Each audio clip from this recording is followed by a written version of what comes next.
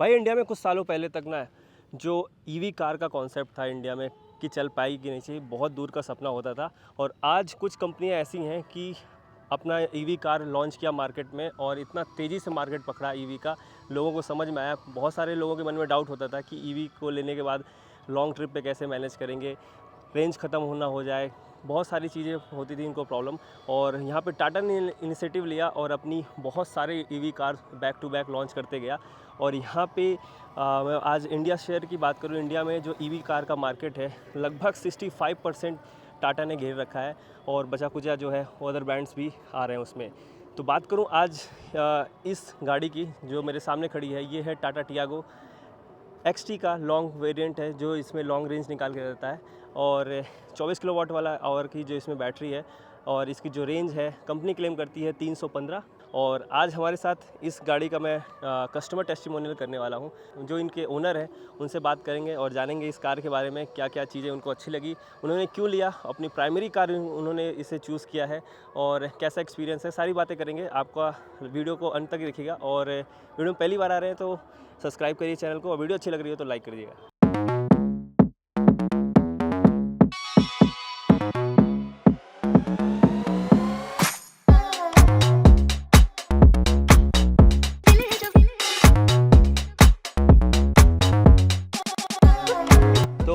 शिवम जी का स्वागत है मेरी वीडियो में। और इन्होंने अभी हाल ही में इसे 2 महीने हुए परचेज़ किए कार को।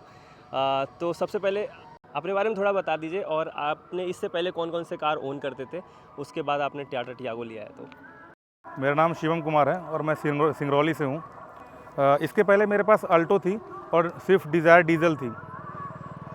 इसको मैंने इसलिए चूज़ किया क्योंकि मेरी रनिंग काफ़ी ज़्यादा है। मेरी पर डे की running something about 100 to 120 kilometre per day की रनिंग है मेरी इतनी।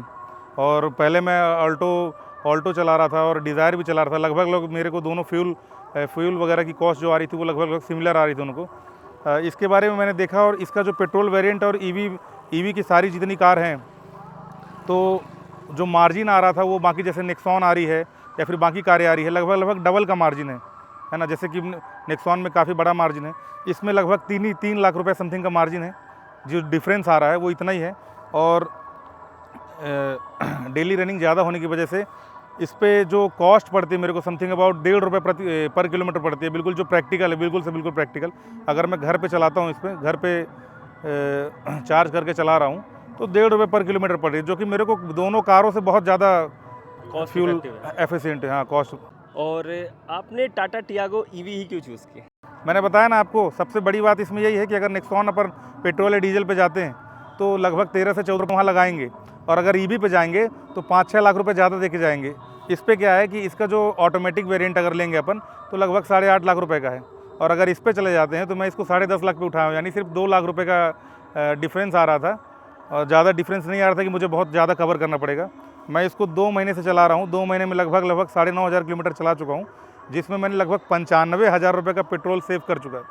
क्या बात है, ये तो बहुत शानदार बात आपने बताई। और ये सच भी है कि काफ़ी कॉस्ट बच जाती है पेट्रोल। ये मनी सेविंग मशीन है, बिल्कुल से मनी सेविंग मशीन है, क्योंकि ना ज़्यादा आपको एक्स्ट्रा पे करना पड़ रहा है। ऑटोमेटिक है। पेट्रोल जो वेरिएंट इसका पेट्रोल वाला है उससे लगभग 3 लाख महंगी है। अगर ऑटोमेटिक सोच के लेते हैं तो लगभग सिर्फ 2 लाख महंगी है। और ये मेरा 95,000 रुपये तो 2 ही महीने में कवर हो गया है, तो मेरे लिए तो काफ़ी अच्छी है ये कार। लगभग कुछ सालों में ये कार लगभग फ्री हो जाएगी। हाँ, कुछ 2 सालों में मेरी फ्री हो जाएगी। थोड़ा इसके परफॉर्मेंस और कैसे चलने में है ये सब बात करते हैं, थोड़ा अंदर चल के थोड़ा ड्राइव करते हुए बैठते हैं, है ना। तो इस आपके ईवी कार में टियागो ईवी, ये कौन सा वेरिएंट है? ये टियागो XT 19 LR वेरिएंट है। अच्छा, लॉन्ग वाला। हाँ, लॉन्ग रेंज वाला वेरिएंट है, जो कि 300 के आसपास देता है ना। 315 की क्लेम्ड इसकी रेंज है, लेकिन जो प्रैक्टिकल रेंज है वो 200 के समथिंग अराउंड है। आपको 200 कितना अप्रॉक्स मिल रहा है? अगर विदाउट एसी चलता हूँ तो 220 समथिंग 230 तक भी चली जाती है। अच्छा, एसी के साथ 180 to 200 जाती है।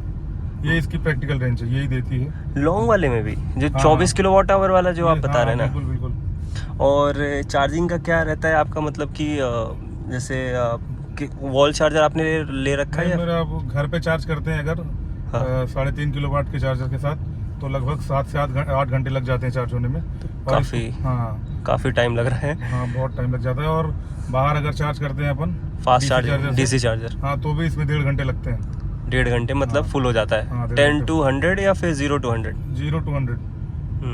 10 to 100 में 58 मिनट लगते हैं बस। अच्छा, तो एक तो मुझे इसका आपको कौन सा बेस्ट फीचर लगा जो बताना चाहेंगे, और भी कुछ ड्रॉबैक अगर आपको कुछ समझ में आ रहा हो तो वो भी बता सकते हैं। इसका सबसे अच्छा बेस्ट फीचर यही है कि मतलब ड्राइविंग कंफर्ट बहुत अच्छी है ना। और काफ़ी रिलैक्स रहते हैं इसमें। स्पेस है कार में, स्पेस है कार में, छोटी कार है इसके बावजूद है तो हाइट भी अच्छी है, स्पेस भी अच्छा है। ग्राउंड क्लियरेंस मतलब इतना है कि कहीं लड़ती नहीं है नीचे। जल्दी से कहीं पे टच नहीं होती जल्दी। सही है।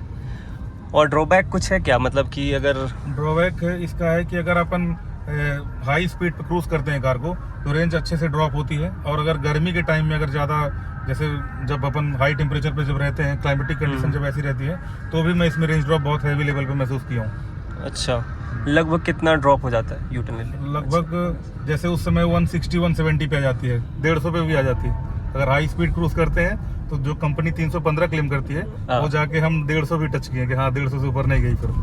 मतलब वही है, अगर आपको रेंज निकालना है तो काफ़ी आप रिलैक्स चलना पड़ेगा, 60 to 80 के आसपास। नहीं, इसका ड्राइविंग पैटर्न थोड़ी सी अलग ही है। अगर आपको रेंज निकालना है तो इसको दूसरे हिसाब से चलाना पड़ेगा। जब आप चलाने लगेंगे इसको तो आप इसको मैनेज कर लोगे बहुत ही। जैसे अपन पेट्रोल कार में बिल्कुल से लो आरपीएम पे चलाते हैं, वैसे इसको भी बिल्कुल लो लेवल पे एक्सेलरेट करके रेंज निकालना पड़ता है। रेंज निकालने पे आओगे तो विदेशी है तो 200 210 215 भी चली जाएगी आराम से।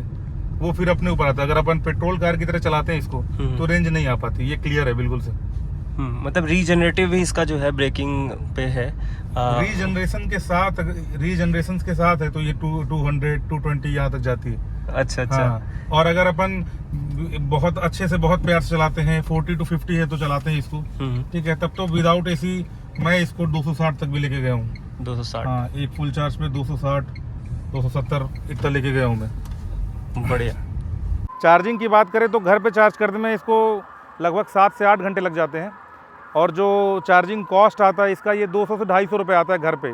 और अगर अपन बाहर डीसी से चार्ज करते हैं, डीसी चार्जर से, तो ये लगभग 1.5 घंटे में फुल चार्ज हो जाती है जीरो से। चलिए। और उस पर कॉस्ट समथिंग अराउंड 500 to 600 आ जाती है। मतलब ये भी वो महंगा पड़ता है। घर में आपने 5 किलोवाट के चार्जर 3.5 किलोवाट वाला है। ओके, इस वजह से इसका टाइमिंग थोड़ा ज़्यादा है। अगर आपने 7 वाला चूज़ किया होता तो उसके साथ 4 घंटे में फुल चार्ज हो जाएगी अगर अपन 7.2 किलोवाट आवर के से अगर चार्ज करते इसको तो कंपनी उसका अलग चार्ज कर रही है? हाँ, बिल्कुल अलग चार्ज करती है। कितना? समथिंग अराउंड 50,000 है तो कंपनी अलग से चार्ज करती है उसको। चार्जर का कॉस्ट 50,000 इंस्टॉलेशन के साथ। हाँ। ओके।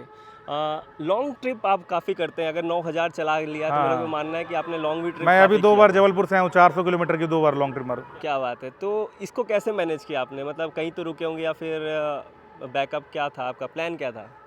अब चार्जिंग स्टेशन को देखते हुए हम यहाँ से निकल जाते हैं। मैं तो पूरा बिल्कुल ट्रिप प्लान करके गया था। मेरा सबसे नियरेस्ट जो है यहाँ से वो रीवा ही है। मतलब जो पहला पड़ता है वो 170 किलोमीटर पड़ता है। वहाँ तक मैं बिना सोचे समझे चला जाता हूँ, है ना। और उसके बाद है तो दोनों हाईवे के बीच में है तो हर 50 किलोमीटर्स पे एक चार्जर है वहाँ पे, तो उसकी दिक्कत नहीं होती। लेकिन टाइम चला जाता है। जो अपन सेव करके जाते हैं, मनी पैसा बचता है लेकिन टाइम लग जाता है। जैसे कि अपन अगर 200 किलोमीटर की ट्रिप के बाद हर 1.5 घंटे मुझे देना है इसको फुल चार्ज करने के लिए। ओके। जहाँ तक मैं समझ पा रहा हूँ कि आपको जो इस लॉन्ग ट्रिप है वो बहुत ज़्यादा प्लान करके चलना पड़ेगा। अपने हाईवेज़ पे कौन से चार्जर मिलने वाले हैं, कितने कितने दूर पे? बिल्कुल, बहुत ज़्यादा प्लान करके चलना पड़ेगा क्योंकि आपके पास कोई और ऑप्शन बच के नहीं रह जाता। अगर आप है तो ऐसे रूरल एरिया में अगर हैं तब तो फिर आपको गाड़ी खड़ी करके जाना भी पड़ सकता है। हाँ, और चार्जिंग का भी इशू है क्योंकि जो भी कार अगर कनेक्टेड होगी वहाँ तो वो जब तक चार्ज नहीं हो जाएगी तब तक तो आप निकाल के जा नहीं सकते। तो अगर वो कोई भी पहले से कार लगी हुई है तो 1 घंटे 1.25 घंटे उसके लिए भी आपको वेट करना पड़ सकता है। मल्टीपल चार्जिंग का ऑप्शन नहीं है तो फिर वो ये इसका ड्रॉबैक अभी है, अभी प्रेजेंट सिनारियो में। चलिए, अगला सवाल मेरा बस इसके कॉस्ट को लेके आएगा कि सर्विस कॉस्ट वगैरह कैसी है, सर्विस कितने इंटरवल्स में है और क्या सर्विस में होता है? अभी तो इसकी फर्स्ट सर्विस जो है वो 10,000 पे है और उस पर नॉर्मल कुछ करना है नहीं क्योंकि इंजन ऑयल वगैरह चेंज वगैरह करते नहीं है। कुछ इन्होंने 20,000 पे कुछ शायद से ऑयल वगैरह कुछ चेंज करने के लिए कहा है। तो अभी तो सर्विस वगैरह का कोई कॉस्ट है नहीं इसमें। मान के चलो कि आपकी सर्विस में भी 6 से 7 हज़ार 8 हज़ार 10 हज़ार हाँ 6 से 7 हज़ार बच जा रहे हैं, बचेंगे वहाँ पे भी बचेंगे पर ईयर जो पर 10,000 पे चल होती है सर्विस। ठीक है, आप ये समझिए कि मेरी जो रनिंग है ना वो अच्छी खासी है। तो मेरे तो सर्विस हर 3 महीने में होनी है, 10,000 में हर 3 महीने में दबा देता हूँ, ठीक है। तो वो मेरे करीबन 4 सर्विस के कॉस्ट जो है, जो मैं डीजल इंजन में देता था अपने महीने या साल के 4, वो मेरे पूरे पूरे बच रहे हैं। लगभग 20,000 वहीं पे बच जा रहे हैं मेरे। और फ्यूल बहुत ज़्यादा एफिशिएंट है ये उसके मामले में, तो उसमें बहुत ज़्यादा पैसे बच जाते हैं मेरे। मैं बताया ना आपको कि लगभग 9,500 चला चुका हूँ, ठीक है। डीजल से अगर कंपेयर किया जाए तो 40,000 की फ्यूल सेविंग कर चुका हूँ। पेट्रोल कार से अगर कंपेयर किया जाए तो लगभग 90,000 की फ्यूल सेविंग कर चुका हूँ मैं, उतना पैसा बचा चुका हूँ। ठीक है, तो मेरा आखिरी सवाल बस रहेगा आपसे कि आप आगे का क्या प्लान है? कौन सी कार, अगर कार चेंज करते हैं ईवी में ही, तो कौन सी कार लेना चाहेंगे और किसी को रिकमेंड करना चाहेंगे ईवी? मैं बिल्कुल इसको रिकमेंड करूंगा, बिल्कुल रिलैक्स होकर चलाइए, कोई टेंशन नहीं रहती, ना बंद होने की झंझट रहती, ना किसी चीज़ की झंझट रहती इसमें। हाँ, बस ये है कि आगे चल के लॉन्ग रेंज मिल जाए तो जो ये रेंज वाली एक टेंशन रहती है वो ख़त्म हो जाए बस। जैसे अभी इसमें 200 मिल रही है, अगर यही 300-400 अगर इस रेंज की कार मिलेगी तो फिर बिल्कुल से मैं सबको ये रिकमेंड करूँगा, क्योंकि पैसे खूब बच रहे हैं, टेंशन फ्री। सबसे इंपॉर्टेंट चीज़ ये है कि जो लोग ऑफिस वाला काम करते हैं, फिर बिजनेसमैन है, जैसे मैं बिज़नेस करता हूँ, मेरी पर डे की रनिंग 100-150 किलोमीटर जाना ही जाना है, उनके लिए मोस्ट रिलैक्स कार है। अगर आप सिटी में हैं, डेली आपको चलना इतना, अपना डेली काम करना है, कुछ भी करने जाओ, इसमें आप सब्जी लेने चले जाओ, कोई टेंशन नहीं, किसी चीज़ के लिए सोचना नहीं पड़ता। 10 किलोमीटर जाना है उसमें तो आपको 1 लीटर फ्यूल देना ही देना है, इस पर ऐसा कुछ भी नहीं है, 10 रुपये लगेंगे बस। हाँ, ट्रैफिक में भी खड़े हैं तो कोई दिक्कत नहीं। आप इसमें सबसे अच्छा प्लस पॉइंट एक और भी है कि अगर आपको ज़्यादा लगता है, जैसे एसी चला के अपन सो गए 2-4 घंटे, बहुत ज़्यादा ड्रॉप नहीं आती बैटरी में, 2-4% में काम हो जाता है। चलिए, तो बहुत बहुत थैंक यू, आपने काफ़ी एक्सपीरियंस अपना शेयर किया लोगों के साथ। आई होप जिनको ईवी लेना होगा तो उनको आपकी वीडियो देख के काफ़ी हेल्प मिलने वाली है। सबसे अच्छा यही है जिसकी भी रेंज ज़्यादा है ना, और जिसको मॉर्निंग से लेके इवनिंग तक काम करना है, सुबह से लेके शाम तक, उनके लिए सबसे अच्छी यही कार है। रात को चार्ज करो और सुबह से लेके शाम तक अपना काम करो। आप पर डे भी अगर आप फुल चार्ज करोगे तो 200 रुपये के हिसाब से आपको बिजली का बिल देना है महीने में केवल 6,000 रुपये, वो भी पोस्ट पेड। जब बिजली का बिल आएगा तब देना है, पहले कुछ नहीं देना है, बिल आएगा तब आप दीजिएगा, बाकी आप पूरा काम करते रहिए, है ना। अगर आप 1.5 लाख किलोमीटर इसको चला लेते हैं तो डीजल कार के 20 के माइलेज के हिसाब से आप 7.5 लाख का फ्यूल बचा लेंगे। पेट्रोल के 10 के माइलेज के हिसाब से आप 15 रुपये बच लेंगे। चार्जिंग की कॉस्ट लगभग आपकी है तो 1 से 1.5 लाख आएगी, यानी 14 से 15 लाख रुपए आपके बच रहे हैं। टियागो मैंने केवल इसलिए चूज़ की, सबसे कम प्राइस में अच्छी कार टियागो ही थी। ये मेरे को सिर्फ 10.5 लाख की पड़ी हुई है ना, विथ मतलब बाकी नॉर्मल एसेसरीज के साथ। अगर हम बात करें स्टार्टिंग रेंज में तो आपको कॉमेट मिलती है, जो कि बहुत ही कॉम्पैक्ट कार हो जाती है। कॉमेट आपको कार लगती है क्या इसके सामने? नहीं नहीं, वो एक सिटी व्हीकल समझ लो आप, सिटी के हिसाब से है, लॉन्ग टूर आप उस पर नहीं कर पाओगे।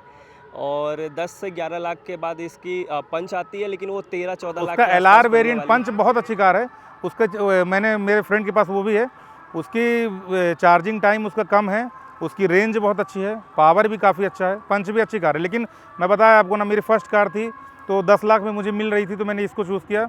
पंच 14 लाख रुपए की समथिंग है, 13,60,000 रुपये। हाँ, 14 लाख के आसपास पड़ती है जो उसका पर लेने के बाद starting मैंने फील किया कि मुझे पंच लेनी चाहिए थी। हाँ, लेकिन मैं इससे संतुष्ट हूँ क्योंकि उसकी जो रेंज है वो 400 किलोमीटर है। अब जैसे कि पेट्रोल इंजन वगैरह में होता है कि 1-2 लाख किलोमीटर चल गई और इंजन अगर अभी भी रनिंग में है तो लोग रखते हैं, वरना तो हटा देते हैं, सेकंड हैंड बेच देते हैं। अगर आप लॉन्ग टर्म में इसको रखते हैं तो सबसे जो मेजर खर्चा आता है इसकी बैटरी रिप्लेसमेंट का आता है, और पूरे गाड़ी के जो कॉस्ट है ना उसके हाफ का तो आसपास 60% के आसपास बैटरी का ही चार्जेस है। तो आपने इसके बारे में कुछ सोचा है, इसको कब तक रखना है और बिल्कुल बिल्कुल, बहुत अच्छे से सोचा है। कैसे? ठीक है, कुछ जैसे मैं बता दे रहा हूँ आपको एग्जांपल में, अगर आप इसको नॉन मतलब कि अगर ईवी ना लेके पेट्रोल वेरिएंट लेते तो आप इसके ऊपर पहले 8 लाख की कार लेते और 1.5 लाख चला 15 लाख रुपए का फ्यूल लगा लेते। अगर आप बहुत सही है। अच्छा फ्यूल एफिशिएंट कार चलाते हो तो मैं कहता हूँ 10 लाख तो आप लगा ही लेते। ठीक है, जैसा कि आप बता रहे हो कि 1.5 लाख की 8 लाख वो और 10 लाख रुपए आप अलग से, यानी जो आपकी कार पड़ती पूरी वो लगभग 18 से 25 लाख की पड़ती टोटल हाँ। कार। ठीक है ना, हाँ। मैंने केवल 10 लाख रुपए दिए हुए हैं। ठीक है, और मेरा 15 लाख रुपए तो फ्यूल का बच रहा है। 5 लाख की अगर बैटरी लगानी भी होगी तो मैं सोचूंगा कि 10 लाख अब भी बच रहे हैं मेरे 10 लाख रुपए, फिर लगा के मैं फिर से चला लूँगा। हाँ, ये आपने बहुत बढ़िया एग्जांपल दिया, मतलब कैलकुलेशन बहुत अच्छी बताई हाँ, कि सही बात है। अगर उसी आप कैलकुलेशन के हिसाब से मैंने इसको खरीदी भी है कि कुछ भी हो जाए, मेरे 15 लाख रुपए 10 लाख मिनिमम 10 लाख रुपए तो मेरे पहले से ही बच रहे हैं जो फ्यूल के मेरे लगते लॉन्ग टर्म में। ठीक है, तो बाद में अगर मेरे को बैटरी चेंज भी कराना पड़े या फिर इतना कॉस्ट भी आए तो मेरे को नहीं लगता कि लॉस होना कहीं से हो रहा है। बिल्कुल से उस कोई लॉस नहीं है। पेट्रोल के कंपैरिजन में हर तरह से है तो बेनिफिट है। सिर्फ और सिर्फ एक ही चीज़ है, रेंज फ्रस्ट्रेशन और बैटरी चार्जिंग पॉइंट, जो कि लेटर ऑन है तो सब जगह अगर हो जा रहे हैं तो फिर कोई दिक्कत नहीं है। नहीं, चार्जिंग का भी मेरे को लग रहा है ना कि जितना तेज़ी से ईवी का मार्केट बढ़ रहा है ना, बहुत जल्दी आपको बहुत मतलब 10 15 20 किलोमीटर के आसपास ना BPCL के साथ कॉन्ट्रैक्ट है टाटा का, हाँ तो बढ़ने लगेगा अभी तो वो चार्जिंग मैं स्टेशन देख के आ रहा हूँ, मैं हाईवेज पे भी देख के आ रहा हूँ। तो BPCL के मैक्सिमम है तो क्या बोलते हैं, पेट्रोल पंप पे चार्जिंग स्टेशन इसके लग रहे हैं, तो हाँ, वो तो फिर काफ़ी बेनिफिशियल रहेंगे। अगर इंफ्रास्ट्रक्चर अगर चार्जिंग का बढ़ जाता है ना, तो ईवी कार और भी ज़्यादा वैल्यू देखिए, फॉर जब मनी तक जब तक इसकी चार्जिंग टाइम इतनी ज़्यादा है, तब तक तो एक चार्जिंग फ्रस्ट्रेशन तो रहती है। इसलिए कि अगर हम कोई जर्नी अगर पेट्रोल कार से 3 घंटे में कवर कर रहे हैं, हाँ। तो इसको प्यार से चलाने का भी ध्यान देना है और और चार्जिंग की टाइम का भी ध्यान देना है। देना तो 3 की जगह 4 तो उसमें लगी रहे थे आपको आराम से चलाने में, फिर 1 घंटे आप चार्ज करोगे, वो अलग। सबसे प्लस पॉइंट होगा जब ढाबों वगैरह पे चार्जिंग वगैरह के पॉइंट आ जाएंगे, आप उधर खाना खाओ, ये इधर फुल हो जाए, तो ये सही सबसे रहेगा। बेस्ट पॉइंट वही रहेगा। अगर अपन लॉन्ग ट्रिप करते हैं या फिर क्रूज करते हैं बाहर के लिए, तो सबसे प्लस पॉइंट वही तो होगा। ये भी सही पॉइंट है इसके भी, अगर कहीं खड़ी भी हो जाती है तो अगर आपने टो हाँ, का हेल्प हेल्प ले ले लिया ली तो चार्ज किसी हो भी हैवी जाएगी। व्हीकल से अगर आपने हेल्प ले ली तो है, तो काम हो जाएगा अपना, अच्छा खासा काम हो जाएगा।